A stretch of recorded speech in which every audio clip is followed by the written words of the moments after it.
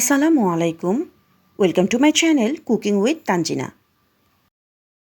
আজকে আমি আপনাদের সাথে খুবই মজাদার বাঁধাকপির পাকোড়ার একটি রেসিপি শেয়ার করব। এখানে আমি ছোট সাইজের একটি বাঁধাকপি নিয়ে নিয়েছি। বাঁধাকপিটিকে আমি পাতলা করে কুচি করে কেটে নিয়েছি।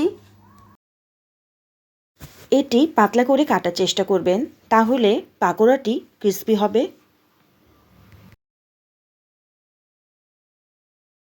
এবার আমি বাঁধাকপিগুলোকে ঠান্ডা পানি দিয়ে ধুয়ে নেব। এখানে আমার 1.5 কাপের মতো বাঁধাকপি কুচি হয়েছে। এবার আমি 1/4 কাপ পেঁয়াজ কুচি দিয়ে দেব।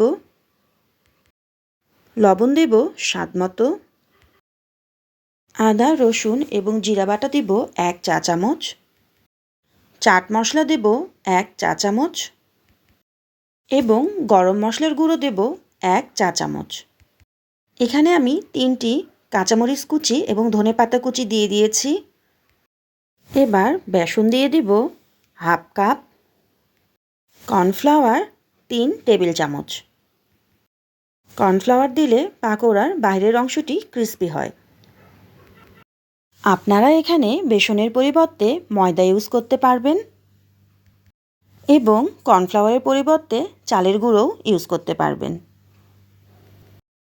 এবার সবগুলো উপকরণ ভালোভাবে মেখে নেব। সবগুলো উপকরণ ভালোভাবে মাখা হয়ে গেলে এই পর্যায়ে আমি অ্যাড করব অল্প একটু পানি। এটিকে আমি প্রথমে পানি ছাড়াই মাখিয়ে নিয়েছি, যেহেতু বাঁধাকপিটিকে আমি ধুয়ে নিয়েছিলাম, তাই বাইন্ডিংস তৈরি হতে আমার কতটুকু পানি অ্যাড করতে লাগবে এই হিসাবে পানি দিয়েছি।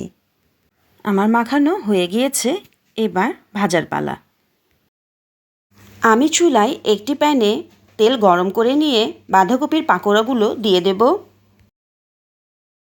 এটা মিডিয়াম থেকে লো হিটে ভাজতে হবে, না হলে বাঁধাকপির উপরটি পুড়ে যাবে এবং ভিতরটি কাঁচাই থাকবে। আমি 2 পাশ উল্টিয়ে পাল্টিয়ে ভালোভাবে ভেজে নেব।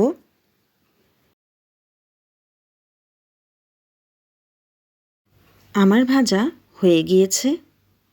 এভাবে আমি বাদবাকি আরও সব পাকোড়াগুলো ভেজে নেব। এবার পরিবেশনের পালা।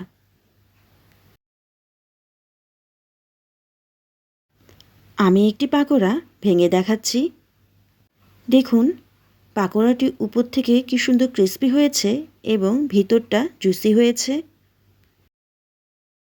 আশা করি রেসিপিটি আপনাদের ভালো লেগেছে। রেসিপিটি ভালো লেগে থাকলে লাইক, কমেন্ট, শেয়ার এবং সাবস্ক্রাইব করবেন। আল্লাহ হাফেজ।